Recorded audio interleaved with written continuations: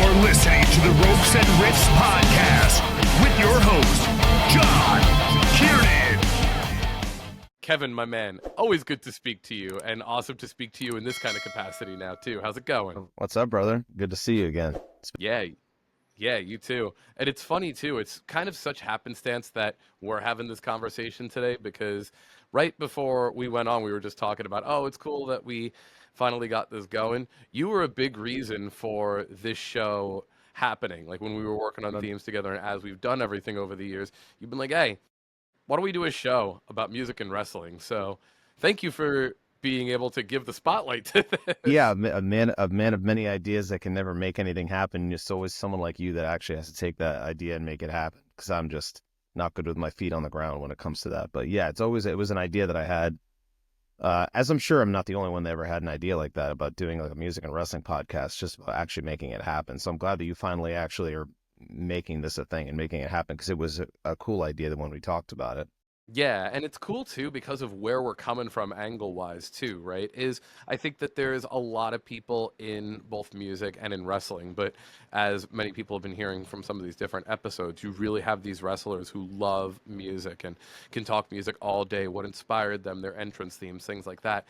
But from our perspective, we're people that have been in the industry and written music for wrestlers, and music is just as important to us as wrestling is in different capacities. So it's just kind of like a natural synergy for us to be able to rock out, have this kind of forum and this platform to talk to people. Yeah, it's like a three-pronged deal, just because normally when we're coming from the music, it's just us as the creators, and then there's the fans. But when it comes to, wrestling, there's an added factor in that, where it's just like you have the fans, they have all different genres that they listen to. Then you have the wrestlers who are fans of music themselves, but they're also part of, the wrestling industry, and they have their own interests. And then you have us as creators. So it's like an additional element to that makes it kind of interesting. Yeah, and I think over the last couple of years, I think we can both attest to how much fandom was in wrestling before time, but how it's on a completely different planet right now in terms of who's in it, who's being involved in it, the amount of people, just even in the public sphere. Again, wrestling is cool again. Yeah, I mean, it's for diehards like us, it's always been cool, but we're also diehards that have seen the kind of the ups and downs, as there will always be ups and downs. And we've seen kind of the quote unquote uncool periods and things like that when it comes to, like, say, the casual fan or someone that's kind of in and out. And now we're just like in a renaissance period again, or just like these weird terms that people use about, kind of different boom periods and stuff like that. So, and obviously those things are debatable for everyone, because, online is, online with how everybody talks about things. But I'm very happy with how things are. Obviously, companies like AEW are a big part of that. And even just little boom periods even prior to AEW, with like when New Japan started getting bigger and things like that and stuff. So it's just been really cool. I'm very excited. Yeah, and like you said, you mentioned AEW, you mentioned New Japan. I got to throw TNA in there as well, because you can't kill there's TNA. many factors. Yeah, I don't want to just centralize it entirely on AEW, because there's all these other companies that are, some of which, like when you mentioned TNA and stuff like that, and there's guys that I've worked with and companies like that have a lot of stuff going on there. Everybody's doing really hard work right now, and everybody's kind of into it again. I just hope it lasts as long as it can, because when we have these ups and downs, we never know when it can kind of change. Yeah, and let's actually dive a little bit into that too, because you've talked about just a second ago that you've worked with people in all these different companies, right? And as it lives, it breathes, as lending your specific voice to even people you hear outside of It Lives, It Breathes, you've had a lot of your voice heard and your music heard within the wrestling industry. And you've had music in AEW, you've had it in New Japan, and I'm sure that no one is a stranger to the music that you've done for Will Ospreay, both the theme that you hear all the time, Elevated, obviously a classic. Obviously, if you're listening to this, Elevated. I don't even have to go any further into that, but we will. And Rise, which was the song that we worked on that was supposed to be a United Empire thing also. So let's talk a little bit about Elevated, because obviously, classic, amazing. As I say it, everyone's singing. We'll see as time goes on how much bigger it can get. I would certainly love for it to be a classic in terms of the legacy of time, you know what I mean? But yeah, everybody's so into it now, and it's weird to me in my mind, like how long ago that song was actually written. And it's like, it's been a while, like it's still trucking along. It just kind of seems to be getting bigger and bigger. And I want it to keep getting, as big as it possibly can. And the kind of, Before I had met you and I had been a fan of It Lives, It Breathes, I was always like, man, this song is a banger. And then as we started to talk, as we started to become friends and work together, you just continue to see where it went. And when you first create a song like this for Will Ospreay, and he's doing his thing before he just explodes into the heavyweights in New Japan and now into AEW, do you have any idea that the theme that you're writing for him could reach those heights, or are you just like really focused on, we got to make the best music for Will that we can? I think at the time when I had written it, he was the first one that had kind of uh, given me a chance to do something like that within wrestling. Because prior to that point, it was just me being a fan, having an idea to pitch to the rest of the people that I was writing with in my band at the time, and many of which are either not wrestling fans at all, or are just, are willing to kind of get together with me on a WrestleMania and drink and watch, but they're certainly not diehards like me. And so even how that kind of whole thing started was basically, it started with the band being out of a touring cycle. We had done about 2 to 3 years of nonstop touring prior to that point, having released like a debut record. And, when the touring cycle's done, then you're kind of trying to figure out your next move. And while we were writing music and kind of demoing things out for future, to figure out where the band was going to go from there, we kind of didn't want to just be off the map, like we didn't, the way things are nowadays is different than the 1980s when a band disappears for 3 years before their next record or something like that. It has You can't to do that nowadays. Yeah, No, there's not at such all. a push to be consistent, always have something out there to stay in the mind of your fans, or so that you don't disappear, because there's just so, with the digital stuff and streaming, it just feels like you'll just disappear even if you're gone for a month. It's not really like that, but that's how you're kind of like, the pressure is always there and makes you feel like that. There's a lot of bands, and there still is, and they're kind of just like releasing covers, whether it be, and most of the bands are doing like top 40 things. Like at the time, there's bands like Fame on Fire that were releasing music and kind of popping off on Taylor Swift covers and different things like that. And obviously everyone's trying to figure out their niche and trying to be a little bit different. And the best way to kind of do that is usually not to chase an exact trend. Like you could just go chase the trend of just being another band to find another top 40 song that was out at the time, whether it be like an Adele song or something like that. But there's nothing wrong with that, but I wanted to try to be different. And when it comes to chasing your own niche and trying to do something different, I had the idea of trying to do wrestling covers. And like, of course, when you first like swing that to the people that you're in a band with that don't listen to any of these songs, they don't watch wrestling as consistently as you do.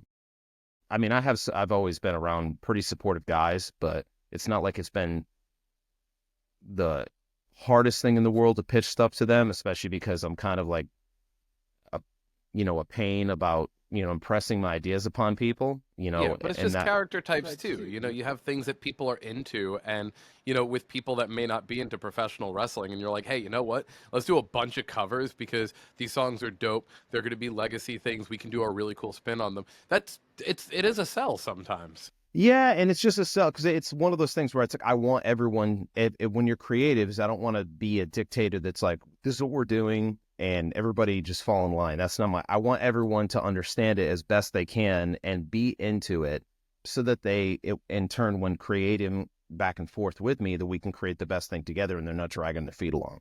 So I wanted them to understand why it would be cool. And I would say probably like the first song that it was a big theme at the time was the Shinsuke Nakamura theme. So like, I was like, let's just start by like covering certain things. We didn't start by, covering themes that were like from the 1980s. I wasn't like, let's cover the Ultimate Warrior theme. Like it was a thing like that, even though like I love that kind of whole throwback. But we started with that, and they, even just as just fans of music, thought that that was such a cool theme. And that really, and then even for more than a wrestling fan, they were just so into that. So we started just by kind of doing like a guitar cover of that. And then that got right out of the gate. Because, when you're pitching it and you're doing the idea, the band is like, well, let's try it. And if it does nothing, then we don't ever have to worry about it again. And we don't have to worry about Kevin bugging us about this ever again. You know what I mean? But we did it, uploaded it to YouTube, and right out of the gate, it was doing pretty well. So I was like, see, like there's an audience for this, and it wasn't like us having to plug ourselves into the million of other bands that were doing top 40 covers at the time while we wrote other music, and we can stay relevant and try to do these things. So we started doing other ones. We started doing like medleys where we would kind of centralize things and upload them directly around the hype of major pay-per-views and things that were happening at the time. And we take some old themes, some new themes that were out at the time.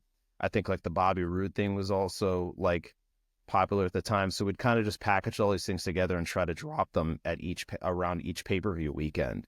And they were all getting pretty decent attention.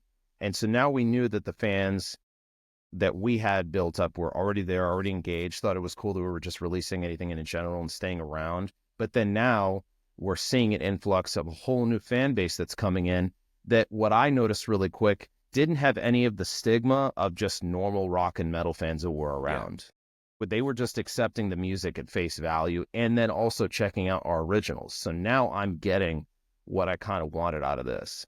Like I'm going to stop you there niche. for a second, too, because I found that, too, definitely. When I started releasing covers, it was around the same time, and we actually, I think, connected when I had released my version of the Nakamura cover, and you guys had also. We were like, oh, it was like two ships passing in the sea, and I think that for even years before that, I had released my own solo record and solo instrumental metal stuff, and I was really happy with it. And I've told this story before, but for me, it became okay, cool, what do you do after your first record, right? And kind of in my niche of the instrumental metal or the instrumental music, everybody's pushing the envelope. Everyone's playing faster. Everyone's playing crazier chords, and it became one of these things where, for me personally, it may not be like this for everybody, but for me, it was like, you're now competing with people who have a knowledge of what you do, and as soon as they can analyze what you can do, then it's no longer cool. And so for me, when I started going into my love of wrestling and started doing these covers too, I started to see that the fan base was just like, man, this is really cool. They should use this live. This is just such an awesome interpretation. You started seeing this different fan base, not being like, okay, cool, he's playing an A minor scale, he's throwing it as a harmonic minor. I know what that is, therefore it's not cool. You started to see an embrace, like you said, from the wrestling fandom being like, dude, that's just the coolest. And you saw that with all the covers that you guys did too. Yeah, because the wrestling fan is like, a lot of the fans that are even listening to just our normal genre of music, a lot of them are just musicians themselves too. And so it's even like when you're in the studio with a band and you're writing, a lot of the times there has to be one guy, and I try to be that guy that's trying to listen to the song when we're writing it as a fan. Because like musicians can get locked into, as you would know, like musician head, where you're kind of like in musician ears, where you're picking apart tiny details that the normal listener really doesn't care about. They don't hear the things that they're not focusing on this weird snare sound. Like half the time that's not stuff they even care. Like I just noticed that the fans aren't picking apart, the wrestling fans that were coming in aren't picking apart the stuff that, the musician-y metalcore fan over here or whatever rock fan over here is going to focus on. And that was like a breath of fresh air, where I just feel like they would just accept things at a broader value. And it made things they're just into the idea that I'm not completely messing this up on vocals, and that everything sounds big and fat, you know what I mean? As long as I don't completely screw up my thing as a vocalist and just like the general sound, like they're not going to focus on how, the pan effects sound or just any of this stuff. Like they're not going to really focus on mixes and things like that. It made it so much easier to worry about.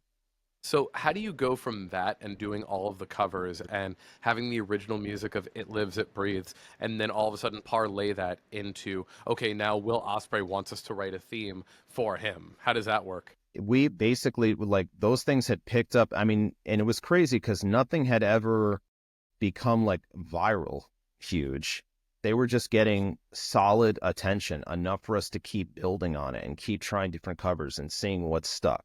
Because at that point, what made it fun was that we weren't worrying about anything becoming viral. We're just having fun doing this, and we're wanting to keep it going and seeing what happened, not having to really worry about anything becoming famous, because we were just in the process of writing for our next record. And this was kind of like transitioning us across. And then, but it was apparently enough for me to just all of a sudden wake up one day, and I think it was just look on Twitter, and people were just sending us in Will's replies when Will had just basically been looking for a new theme. And I think it was around like 2016, 2015 that he was looking to do this. Like, he was still in the junior heavyweights at New Japan. And he just made a tweet that he was looking for someone, like a new theme. And if there was any bands or anything out there, I would love to go and be able to find that, just to kind of like as a, like an archive, and be like, wow, that's where it all started. And everybody was kind of sending us in the replies, and that was really weird, because there weren't a bunch of others, but by this point, like I think a band like Downstate, which is kind of like one of the, as far as like a band doing what we're kind of talking about here, I would say they're kind of like one of the only, if the only pioneer to really kind of try to do stuff like that was really into that. And we're kind of, I mean, I hadn't even thought of them when I thought to do this, but maybe I did at the time. But they were sending our name, probably because we had just been releasing those a few months prior. And he and I went right into email after that. And the only thing that mattered to me was what he himself was into, like what he wanted out of a theme. Because we don't want to just kind of be shooting something generic at the artist. It needs to fit the artist. And another thing for me too, and I don't know about other artists that do this for bands, I mean, or do this for wrestlers, is, what their story is. Especially if we have to write lyrics to it originally. We're trying to like really understand their story. I mean, for me, it's not so hard. I still want to talk to the wrestler themselves and get their perspective, especially if they're like changing their character and have like something new they're infusing. And that has to be part of what the new song is, if they're changing a song or doing something like that. But it's just, it helps to be a fan because you already know a lot of what they're about. They're not like conscripting just Guns N' Roses, or whatever famous band that may not even be fans of wrestling, that just tends to be like, yeah, I got to write this theme for like a wrestler. So I got to kind of figure out what this is all about. Like, we're fans. It's a lot easier for us to write for them. We understand their story and we are emotionally invested. And I feel like that gives us an edge when writing for them, because we care about them. We care about their characters. We care about the stories, because we're literally sitting there watching it week to week. By then I had like known of him, but I think it was soon after him and Ricochet had kind of like created their little viral wave. So I thought it was a really cool opportunity, especially with what he wanted at that time, to kind of just like start creating that road with him. I in no way expected it to be what it turned into now, and hopefully what it turns into in the future. But from the first time I saw that clip and then watched other stuff of him in New Japan, was just like, I always had that feeling in my gut, and that he was special. And knew in my gut that when we wrote his theme, needed to be something just as special that could sound timeless. Like, I didn't want it to be a theme that would just kind of last for the next 3 years and then could write something new for him. Right. Like, I wanted it to, even if it did change, I wanted it to potentially be a theme that could be for the rest of his career. It needed to be that good. Like, there are some guys that have had theme changes, and some of them are like whatever in the eyes of the fans, and then some guys have theme changes that are just as epic as the first. It's kind of like, like Chris Jericho's had many themes, but he's also like that master of reinvention. So it kind of like works in tandem with what he's doing in his career. Yeah. But there are some guys that have themes that are synonymous with them, and I wanted at least his to have that kind of opportunity to go into play. And he said when we got the email going, he was basically just like, I was like, what kind of genres are you into? And he was like, either like hip hop or big epic arena rock, like Linkin Park, things like that. And I was like, well, I mean, it really worked in tandem with like kind of our interests, what we were writing at the time, what we've kind of always had like as a general mindset. Like Linkin Park was always one of those key bands in our mental state about like, Will always be a staple band. yeah, Yeah, they're absolutely. stable for everyone. So it's kind of like speaking too broad, but like there are a lot of bands that the way that they think about music still kind of steps away with that. Like they'll be like, yeah, I'm a fan of Linkin Park, but when you hear the way they write their music and how epic they're afraid to go that epic. And a band like Linkin Park was a band we always had to keep in mind as far as like the way to approach the bigness and the intensity of how you're gonna when it comes to specifically things like a chorus and how that's supposed to stick in somebody's head. And so once he said stuff like that, I knew that it was right in line with something that I could provide, because I also didn't want him to provide a genre that I was like, yeah, this is not something I would be able to deliver, and I wouldn't want to do a disservice to him. But when I heard his reply back, then I knew that it was something that I could deliver on. So I remember texting you every time, and I remember like even texting you up to now. Every time we see it in a new venue, every time he debuts, when he debuted in AEW, when he had his first pay-per-view in AEW, when you saw it at New Japan in front of like 80,000 people at Tokyo Dome, every time I'm sitting there texting you, I'm like, dude, congratulations. How's this feel for you? And it's always funny because you're always so modest about it. You're just like, it's crazy, man. It's crazy. pull the feelings in. The best feeling to me about it is that it feels new every time. Like the first time he debuted it, it was the best feeling in the world. I'm like a big baby, so I get weepy when I see those things. So it's like when you're texting me or anybody's texting me and they're stoked and it seems like I don't really have an excited response, I have a much more excited response within me. And so I just, like you said, I guess I just try to be modest, but I'm always very excited. Every time it's like a new big pay-per-view, like when it was the first time he debuted, when it was in Madison Square Garden, which I have a funny story about, like when he and I were on the Jericho cruise together and he said like something about Madison Square Garden. But that, and then just like when it went to Wembley, when it was in Toronto, like I now have all these different performances that I have to like cherry pick from, like which was my favorite one of these. Like they just keep getting better. So I'm just trying to accept them as they come. And just, but it's cool. Like it never gets old. Like that would be what would be really lame to me, is if like I'm like, yeah, another big venue, like just like, yeah, this is sick. That never happens to me. Like every new show, like even if it's Dynamite tonight and he's there and whatever he cuts, just that promo, like it keeps getting cooler, because now even the way the entrance is in AEW, it's been curated to the actual visual of his entrance with so when I wrote the bridge of the song, the Ospreay vocal bridge, that was one thing that took longer than anything else to catch up. So the AEW production, kudos to them and how they've set that up with finally engaging that with how the fans chant back, because that is what I truly in my head always wanted to really see. And that's the thing now that gets me like really emotional. And it's got to get something that it's got a lesson for me at some point, because I get emotional every time I see that week to week, or even if it's on Collision. That can't happen every time. Like my tear ducts, and I'm not even being disingenuous. Like I'm way too emotional about that kind of stuff because we're pretentious artists. So it's like So when that AEW, if happens you're like listening every to this, don't single make Kevin week, cry. That's yeah, the I point. can't just keep crying to this. You know what I mean? I'm not literally crying. Like I'm not crying like when Sting retired, that level of crying, but I'm getting emotional every single time. And I want to just try to find a way to be normal about it.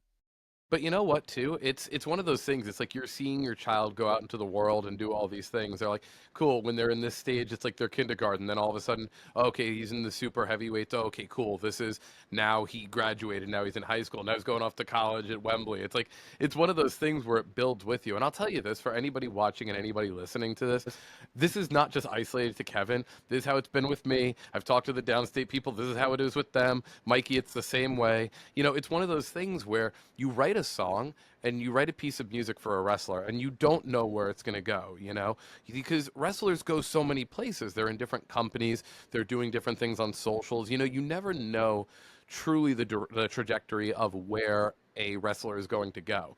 So you could have a wrestler you're writing for that you know is right at Wembley. You could have somebody that's just starting their career and they're just trying to figure out who they are, and you're part of that. And through that journey, it's not like other music where it's like, hey, we release a record, we're putting together a PR campaign for 6 months, here's all the content, we're going on tour, all that. It's like you're seeing the progression of your song and your piece of music go with this person and grow with the audience too. So, you're seeing that, and all of us who have written themes for somebody feel exactly the same way. Like, it is a universal feeling. It's good to know I'm obviously not alone, because I can get caught in my bubble. You know what I mean? And I'm not too, like, I'm introverted to a certain degree. Yeah. So it's like, yeah, it's good to know that. And it's weird. It's because, like, when the music is your originals and you're performing it, like, you're kind of the only one that's in charge of seeing that grow through your own performance. But these songs are in a way, like, they're just coming through PA speakers, unless, you were given the gig to kind of go perform it live for the actual talent. You know what I mean? But the wrestler's the one that's bringing it to life, which was kind of the point of why this is a thing. So it's kind of in a way like they're the one performing it for you, though they're not physically performing the song itself. Like, they're the conduit to that crowd that's making it come alive. And so it's weird when we're not the one directly involved in that, but we are from the background. It's a bizarre thing, because we're just so used to thinking that we have to write a song and go perform it live. It's a whole different way of looking at it. And it's funny now, too, because you've also taken that, and obviously you've worked with Will Ospreay. We worked with Brian Myers. You guys brought me into that when Brian asked you to write the theme for him. And then also you had your voice being lent to Johnny. We'll call him TV for now, because that's what they call him in AEW, right?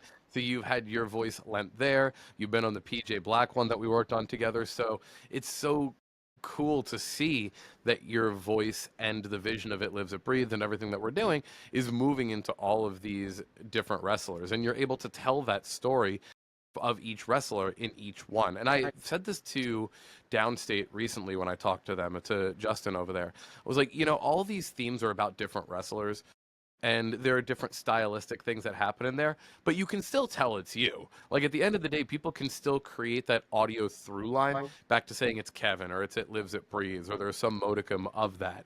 So it's cool to be able to see that regardless of the wrestler, they have their own story, but ultimately it still ties back to you somehow, which is pretty cool. Yeah, I think it's cool when the actual artist is actually kind of able to build a rapport with the fans through some of the bigger theme successes that they've had. So, like, I'm sure anything that Downstate does in the future beyond, like, the Cody Rhodes theme, like, that's always going to be that staple, because that song has just kind of become like its own monster. My hope is that Will's becomes that for AEW. I think it has already. Like, if you just see the reception to it too, and like you said, literally doing something as small as moving that chant a little bit further up, something like that can make a huge difference. Even if when you listen to the song, you hear the full extended version, how it is, something like that changes it from being just a piece of music that's just amazing to being like, okay, now the crowd is engaging with it in the ring. I would argue that Elevated is definitely right there with Kingdom for sure. Yeah, I mean, and it's funny that you mentioned that when it comes to the way that it was moved up in the track, just kind of to fit that Ospreay bridge chant, because, like, a lot of artists would complain if anything within their song is messed with, like cutting into any parts of what they wrote. I was so excited when, for the purposes of live TV weekly, that they kind of cut out the initial verse that I had from the intro of the song to make sure that bridge could land on time with his ring entrance. I was so stoked, because, like, you can always, if it's a bigger venue, something in like Wembley where the entrance ramp is longer, you can kind of keep all those things intact. But I learned that because, Will's was the first theme that I really ever wrote. Everything else prior to that, obviously, like we spoke of, had been a cover. So I had to learn, as I did future themes, that this is different than writing normal songs.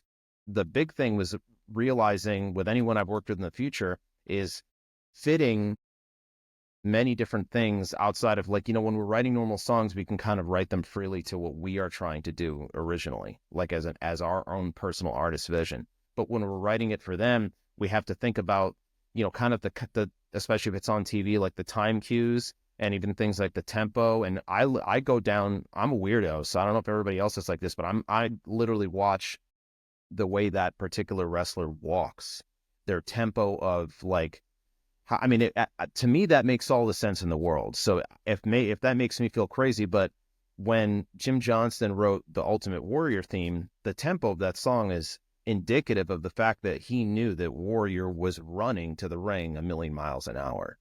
So it matters. To me, it matters in a big way. So if someone's really slow, I want them to kind of, it depends on what they want, but I would think that it fits based on their swagger and how that kind of all matches up.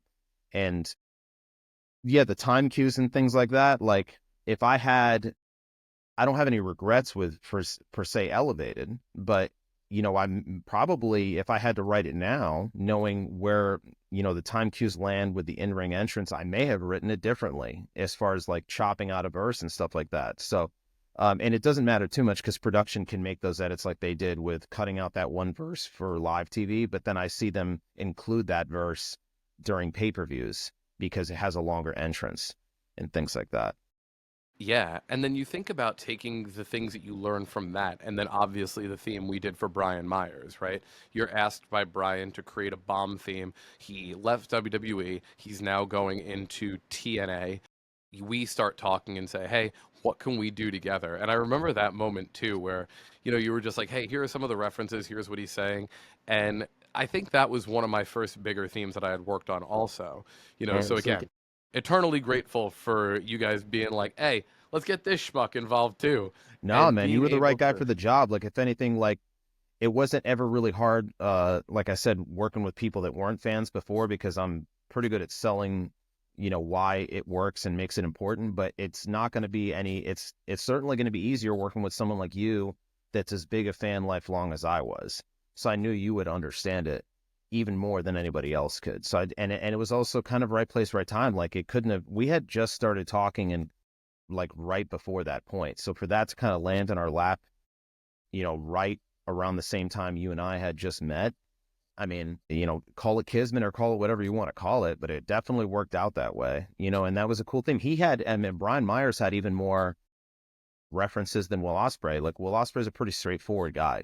And so what he kind of sent as a general, like he didn't have any catchphrases he wanted to include. I think Will himself was still finding himself. I think that kind of made that, Brian Myers had, a whole like WWE thing that he had done, so he was trying to kind of reinvent himself, leaving WWE and prove that there was a reason that he still mattered being let go from WWE and things like that. I think Will was still so early into his career that he kind of just gave me his music interests, whereas Brian Myers had a bit more about him as a person and a character, which is good too. I want as much as I can possibly get.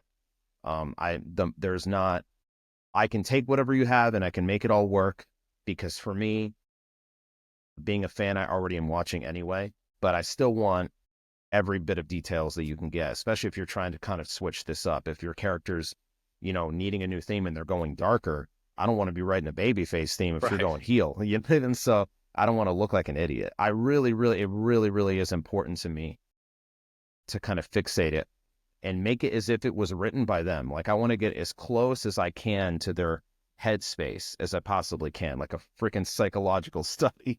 Yeah. Yeah. Yeah, So you almost want to make it feel like, because there are plenty of themes over the years where people go, "Oh, I thought that guy wrote it," right? We always think of like the where with the Big Show, and obviously it's because of like the deep voice and things like that. But in your vision, you're kind of like, "Hey, if they were the ones to sing this, if they had the voice that you did, this is what they would say." And I mean, if you listen to the lyrics in the ride, it's everything from pre, during, and post WWE where he's going. And yeah, I would argue that with that theme, it's not a babyface theme, it's not a heel theme, it's kind of a theme just about Brian Myers. And I think yeah, those are some of the best themes. When you kind of came to me and you were just like, hey, what ideas do you have for it? I remember the first theme I had, I always had the riff. I don't know why, but the riff, I was like, okay, cool, this is where we're going with it. I think it was in a higher key. I think I had to change guitars, drop tune it to, I think a C, which worked for you, which was awesome. But once it went into that key, I was like, yeah, this is perfect. And I remember you sent Brian like the first guitar riff that I had written that was in the higher key. And it was literally just like a guitar and a drum part. And I was like, all right, cool. Like, let's hope he likes this, because I'm very used to just like sending bare basics to people so they get an idea. Yeah. But then I also have to remember, and something I actually learned with that was you got to flesh it out a little bit more to send it to somebody, because we're the musicians. We can hear, okay, someone's got a guitar riff. We can hear the drums. We can hear the bass. We can hear the production and a bit of the direction. When you send it to somebody who's maybe not so musically inclined, they're like, oh, yeah, well, it needs to sound bigger. And you're like, I promise, this is just kind of the reference for you. I'm But like, I don't want to send them the whole thing. It's so many awkward kind of potholes that you can fall into. I don't want yeah, it to fall into a thing where I send them the final product without having ever sent them anything else at all to kind of give them an idea of what this is going to sound like so they can give their own feedback. I don't want them to send the final thing and now they're stuck in the awkward spot of just this doesn't work for them at all. And now we right. have to go back from scratch. And obviously that's a pain in the ass for any musician to work with. So I do want to give them a little bit of the direction of where it's going, kind of like you mentioned, but I want to make sure that the song is pretty much ready to go Yeah, and show them the final soon after that. So that way it's not like they're stewing for 5 weeks with this one little riff right. that we were there to give them a picture. Like, just this is going to be recorded this weekend. Just wanted to give you this general idea. So that way, you know, the general direction of where this is going. And if you're into that general direction, then we'll show you the rest in a few days. And then you can kind of give your opinion. Exactly, yeah. And I remember that you had texted him when the song was completed, and you were just like, "Oh, check this text out." And it was basically whatever it said, right? It was just like, "Oh, this is it. I'm jamming it in my car, and like, this is it." Like, he was so excited about it, and he's like, "Dude, I was in the car and I heard it, and I was like, holy, this is it." I think, yeah, to be perfectly honest, I anticipated a lot more issues with hmm just people's opinions because the wrestling fans are fans of music just the same in their own way. And I anticipated them to kind of be pickier, but maybe that was just my brain, because I've written for other bands too, just when you're co-writing in the studio and things like that, and musicians are going to be way pickier. But I felt like when doing it for wrestlers, it was almost like writing for fans. They're going to be a bit more picky because it's something that's related to their character that they have to use and walk out to every night. But they were listening it to with those fan ears rather than listening to what I spoke of earlier, like those musician ears. There was less of that nitpickiness about stuff. All that mattered to them was that the broader picture was being painted the way they were hoping to hear it. So it's been easier writing it for wrestlers than it's ever been, co-writing it for any other musician or band in the studio. Yeah, totally. And now you're doing all these different themes. You're obviously working with It Lives, It Breathes. You're working with Damnation. You're writing all this awesome music. And then all of a sudden, hey, let's go ahead and have you as the voice for Johnny TV, which was a pretty banger of a track. But you and I were talking, and it seemed like it was a pretty cool thing for you to be able to turn that around pretty quickly. How did the Johnny TV theme come about for you? And I always said, like, there's a lot of great music producers that are out there. Like, that we all kind of like look at Jim Johnston like he's like that god, when it Yeah. comes to that. But he is that guy. But there's been all these other guys that came about, and just like Mikey Rukus in AEW is a real badass, a true fan. He's kind of better than all of us. Like, that guy is so multi-talented to kind of multitask on so many different things at once. I can't, like, I've been wanting to write an original song with Mikey Rukus and never had the balls to ask him personally, just because I know he's way too busy. You He's do know that this constantly, is the ask, then. This is the official ask to him. yeah. I mean, I don't know him well enough to know that he would be a thing, but at least at the very least, he would know that was something that was on my mind, and he could just take that as like, wow, that's cool that he even wanted to in the first place. But like, Mikey is so talented, and he writes so much constantly. I can't even imagine what his work ethic and workload is like to just be juggling that much all the time. And he I believe it was actually that, I don't remember exactly how he found out about me. I'm sure what I had done up to that point was he may have gotten that inkling from somewhere else, but my memory doesn't serve me well enough to know exactly where he found me out. I don't believe I ever reached out to him. He somehow found out about me and then was able to ask. about doing the Johnny TV one. And then soon after that too was the Action Andretti theme. So, and that one's actually not even listed just for like the It Lives, It Breathes. That one's actually, like, if anybody were to want to listen to that, then they would go to the Damnation Spotify. But yeah, so we do it, and the Action Andretti one follow too. And I really like that theme too. I feel like every time that pops up, I'm never expecting it. So it's like when Will Ospreay is on the show, I'm always expecting, I'm like, oh, because, you know, my girlfriend's the first one to be excited when the Will Ospreay theme comes up. And then every time Action Andretti comes up, she forgets that that's a thing. And she's like, oh, that's, you know, I get to hear you twice in one show when it comes to that. But yeah, the Johnny TV one is really interesting. And those were mainly, what was cool about those is that I was taking direction from Mikey for the most part. With Action Andretti, he wanted me to kind of top line. He had his own top lines and he wanted to mix them in with some of my lyric and top lines for that, where I kind of put them together. The Johnny TV one, Mikey Rukus had kind of put the whole top line together himself and just needed my voice. And He real just quick, wanted just for someone those to fit listening that. who may not be familiar with that, top line is being like the melody for the song. Yeah, melody and lyrics, basically. Yeah. I kind of got caught in musician terms when it comes to saying top line, but yeah, sorry about that. But yeah, he had already worked all that out on his own and just needed me to put my voice over it and just needed me to record it and send it back to him. But with Action Andretti, he had already kind of put his own ideas together, had another rapper that he was going to put on the track too, and then he just needed me to kind of fill in the gaps. And so we just needed to put that all together. And he knew right out of the gate that he wanted that specific track to kind of have a indelible, specific Linkin Park chorus type feel. So when I went into that chorus, I wanted it to immediately have that kind of Chester Bennington tinge to what I was laying down for it.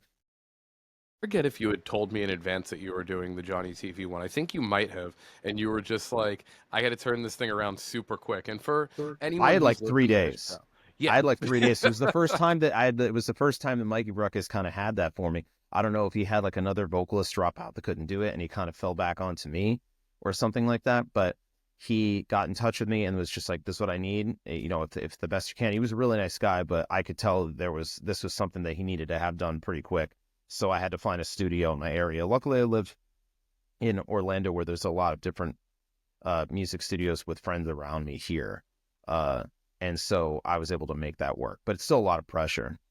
But you know what, too? It's one of those things that I think anyone who's been in this game, in the wrestling entrance theme song kind of thing, you know, Mikey talks about it. He's had to turn around things in an hour. I've told the story about turning around something for championship wrestling in 30 minutes. And, you know, you talk about 3 days. Like, you know, we're going to TV. Sometimes you have a wrestler debuting somewhere. These are things that happen where you got to turn these things around fairly quickly sometimes. And being able to have the technical acumen to be able to do that, whether it's the production side or literally just being able to go, you know what? Get me in a studio, hit record, let's roll. That's awesome. But I also want to stress something about Mikey too, because when we did the Sting EP, that was something where I really got to work in tandem with Mikey. He reached out. He was like, hey, you know, we're doing the retro Sting kind of throwback, and would you like to be part of it? And that was like the quickest yes in the world. And, you know, I think anytime we get to work with people that we really respect, like Mikey and everything, it's like one of those things you're like, that's awesome. Thank you so much. And, you know, I remember recording guitars for that, and the feedback that I got from him was so super quick and super succinct that sometimes when you work with people, they're like, I don't know, can you make it bigger, or like things like that. I remember the feedback that I got from him was like, this is awesome. Now I need you to do this, this, this, and this. And it was so detailed and so succinct that it made it so easy to just be like, all right, cool. Here's the next part I have to do. He's like, oh, I'm going to do this and this. You can do this, whatever. And like, it made it so easy to both be creative, but quick and collaborative. And, you know, between working with you guys, working with him, it's just like being able to, and Downstate too, the most collaboration, the most fun I've ever had, and the quickest turnarounds that I've had have been with Mikey Rukus, It Lives, It Breathes, and Downstate. So it's like, Just all wrestling fans. yes. Yeah, I don't know how that even directly plays into it, but it obviously has something to do with that. You know what I Yeah. mean? And like, yeah, he's just like, he knows what he wants. I would love to work with Downstate someday. Like in my mind, when I've thought about it, I was just like, how would there never been, whether it be just some kind of tentpole specific show or just like even some kind of mini tour. Like in my head, I was always just like, the next level of where this goes in some small way is just like these bands kind of bands or musicians linking up in some way. Like that's where, when the fans start really putting together what artists are having to do this, and knowing that these bands are specific bands that include them, like we're of the same flock, being wrestling fans, like that they would love to see us live. And you do kind of see that, like there's all sorts of weird different things when it comes to live music. Like there's a Canadian DJ that does like remixes of wrestling themes, and kind of like, when bands like, not bands, but DJs have like emo nights now and different things where it's genre specific.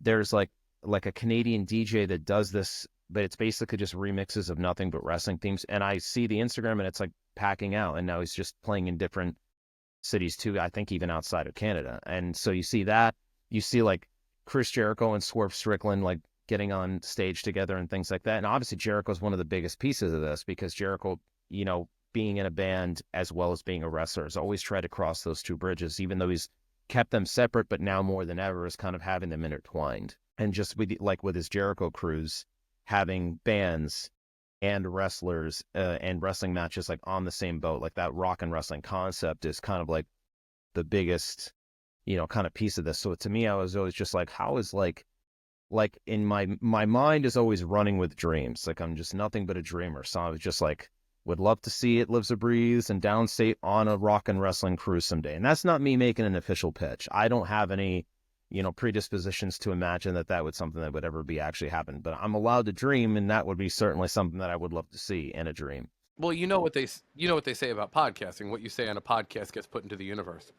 I never thought of that. Yeah, I mean, I haven't done enough podcasts to really think of that, but it all makes sense in that way. Even because one of those things are like, when you have that many dreams, if even one of them is ever true, if even one of them ever kind of comes true, then you've kind of, made it happen. Like, it's just, I never thought that I would have written something creatively that ended up being played in Madison Square Garden and big arenas in Toronto, in the Tokyo Dome, in Wembley Stadium, while freaking fireworks are shooting out the top. I'm going to stop it there because I'm not going to get weepy-eyed on a podcast. You know what I mean? But it's wild, man. Like, my dreams are going to escalate beyond that point, but if I don't get any of those things to ever manifest, it's still amazing in and of itself that ever happened to begin with. And it's not to say that I'm settling, you know what I mean? But like, I would love and want to manifest, on a podcast or however in my own mind to, want to play the only final level for me. And when it comes to that stuff is to play Will Ospreay to the ring live. I think he knows that. Like, I've made tweets like that just kind of for, random fans, because I didn't, they get stoked whenever it gets posted, and I want to engage with those fans. And I think he knows that. Maybe it's something that's on his mind. He can't see Jericho perform his band to the ring and not think that there's not a possibility that something like that wouldn't be cool for him too. Yeah. And I think any wrestler that works with someone like us or someone like you goes, you know what? Like, it would be really cool if I got these guys to throw my theme down live. And I think with AEW too, and I'm putting AEW over a lot here. And the reason is, I think that we've seen a lot of people recently within the last 5 or 6 years, and actually in all these companies, who have done the live performance really well, playing people down to the ring. I think that maybe 20 years ago, 15 years ago, you'd see those performances, and for whatever reason, due to technology or whatever the case, maybe they couldn't hear themselves, it was a cool spectacle, but it didn't come through the same way it has before. But think about Rhea Ripley and Motionless in White. I was that just going to mention that. Yeah, dude. Like, we've had like the Limp Bizkits and stuff like that perform live and things like that, and those things are cool for us to watch because we're part of that era. But then just seeing like that Motionless in White performance, which like is a band directly within our consciousness right now in our genre. Yeah, that was a sick performance. And then we go and we see like Jelly Roll, and then they had like Hardy and stuff like that. These things are happening more and more, and they're gonna keep happening more and more, and they're more and more relevant to the artists that are new now. These aren't just like legacy artists, even though it's odd because it's like when everybody has like their dream as a musician of like what their ultimate, like what would be their ultimate thing, even if it's not the last thing that they do, like what would be their, like their top dream.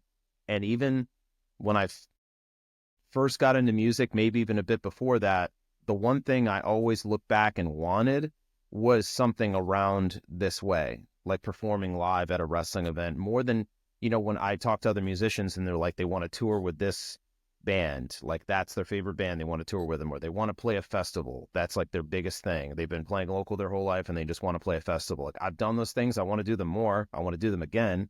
But I remember when I saw WrestleMania 17 and saw Motorhead play live and play Triple H to the ring, like that clicked immediately for me. Like that was the thing.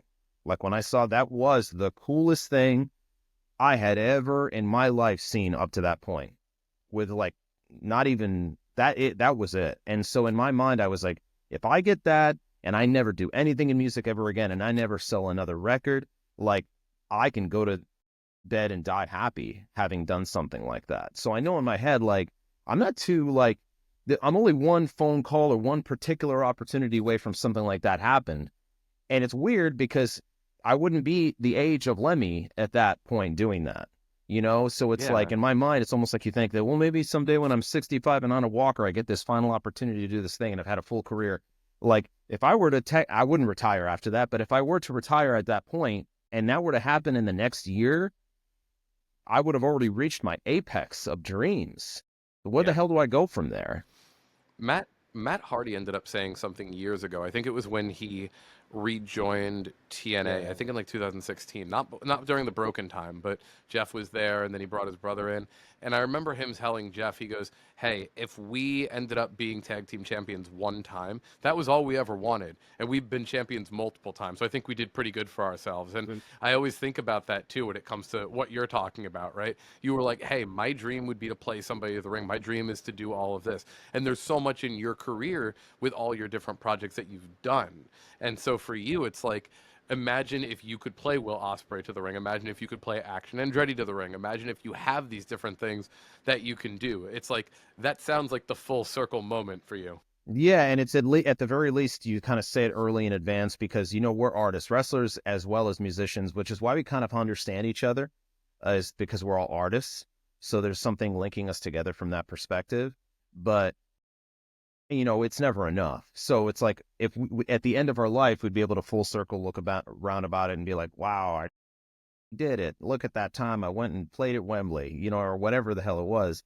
But, I'd reach that and still have many other things at that point that it wasn't enough. Because I remember even like at certain times when I was way younger and hadn't even stepped out of my local scene and sat there literally painting pictures in my mind of the first festival I would play and be like, maybe that would be it. Maybe I'd be able to be willing to live with that. Because this is way before anything with the wrestling themes ever happened. I didn't think that would be ever an opportunity that would fall into my lap.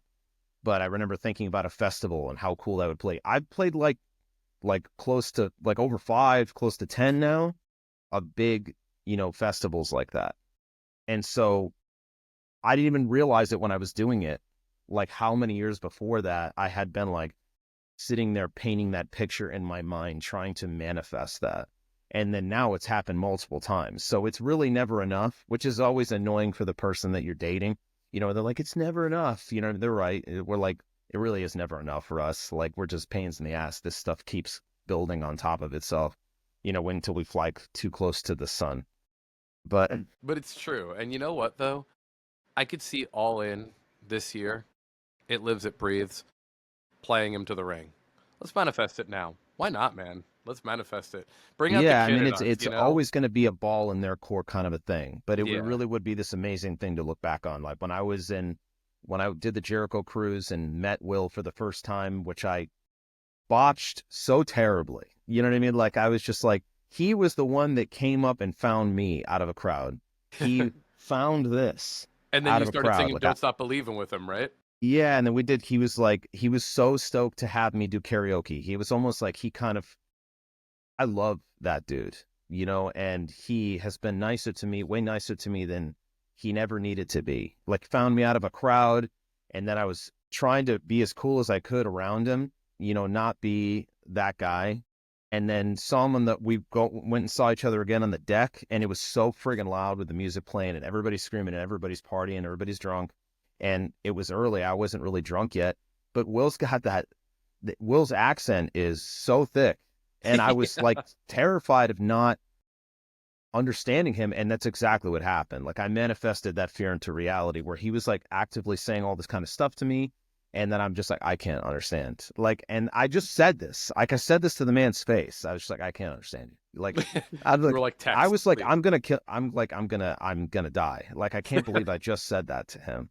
You know, I felt like I was such a jerk. But saw him later in the cruise, saw each other in the karaoke night. He was so emphatic about making that a thing. So I wanted to make sure that I showed up and did not make him look stupid.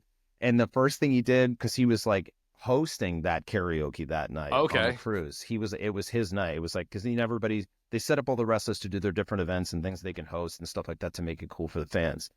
And he just gets on the mic and starts cutting a promo with me standing there in my stupid Hawaiian shirt or whatever I was wearing. And he just, and it's like, I went low key into this cruise. Like no one knew who I was. There was actually more people than I thought who even knew who I was. This hair goes a long way. Like, there were people that were stopping me, like, did you do Will Ospreay's theme? That happened way more than I ever expected it to happen. And I didn't go on that cruise for that reason, to be seen like that. I just wanted to go on a cruise for the Jericho cruise. And then he just starts cutting the promo and be like, this man, they played me to the ring at Madison Square Garden. And, like, the way he said it sounded like he was saying I sang him to the ring. So that, like, the fans in the crowd were thinking that I had already sang him to the ring. It's like the way he verbiaged this was if I had performed him to the ring already in Madison Square Garden. So I'm just kind of standing there like, what is he talking about? Like, with the way he's saying this. And then, we sang Separate Ways by Journey, where I sang Separate Ways by Journey. And it worked out well. But I mean, that's always my go-to song if I know, like everybody has their go-to karaoke song they know they can rely on. Yeah. Like you can try a million different ones, of which I did definitely do later that night as I got more drunk and stole people's mics, put my arm around Brian Cage's gigantic shoulders, drunk, and made him sing We Are the Champions with me and stuff like that. See, the other side of that is when all of a sudden we have Brian Cage on the show at some time, and I'm like, what's the craziest moment? He's like, man, dude, I was on this cruise, and this guy throws his arm around me. I guarantee he won't ever remember that, but they have too many experiences to remember. But it's something I always remember because I'm like, why did you do this? But I was, that was like 2 a.m. Everybody was acting pretty much the same way. But yeah, it was, Marco Stunt was floored when Separate Ways finished because there was other wrestlers coming to hang out with Will on the stage that were on that cruise. And I just remember Marco Stunt be like, who is that guy? Like, who is that? Because Marco sings. And he's a good singer.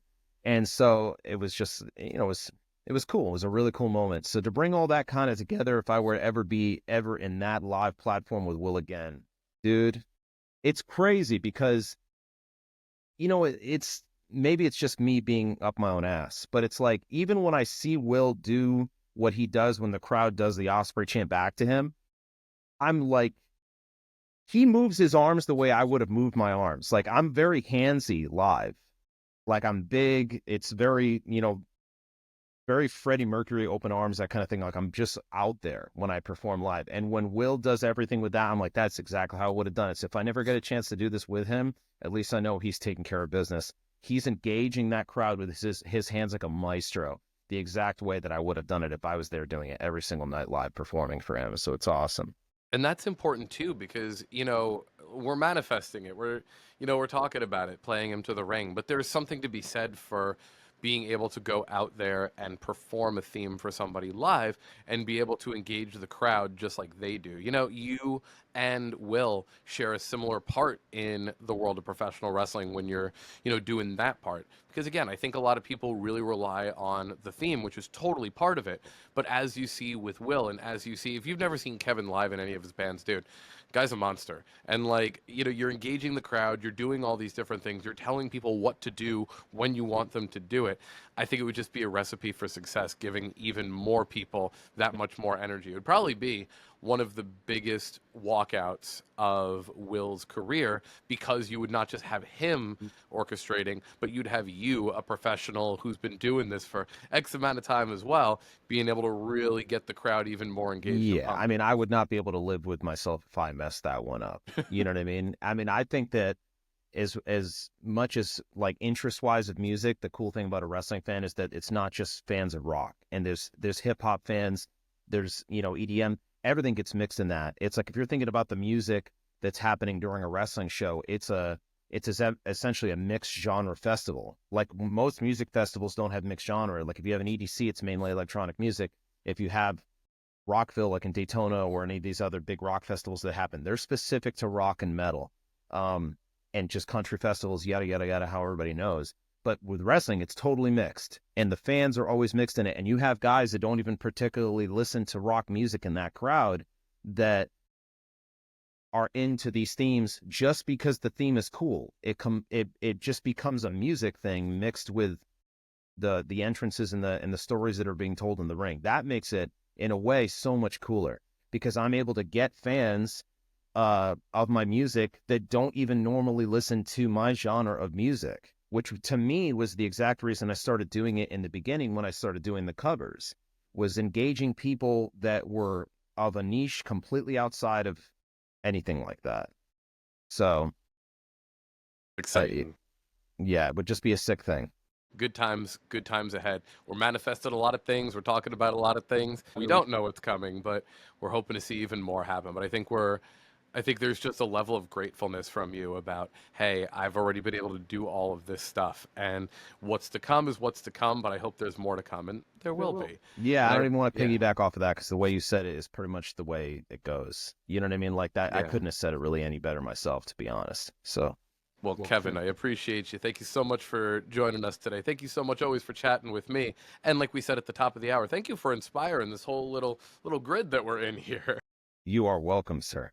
But no, I just hope you keep it going. I think it's a great idea. I hope to see it grow for you. Definitely, yeah. We'll make it grow together. We're going to have some even more good times coming. We got to Hell do yeah, a part man. 2, obviously.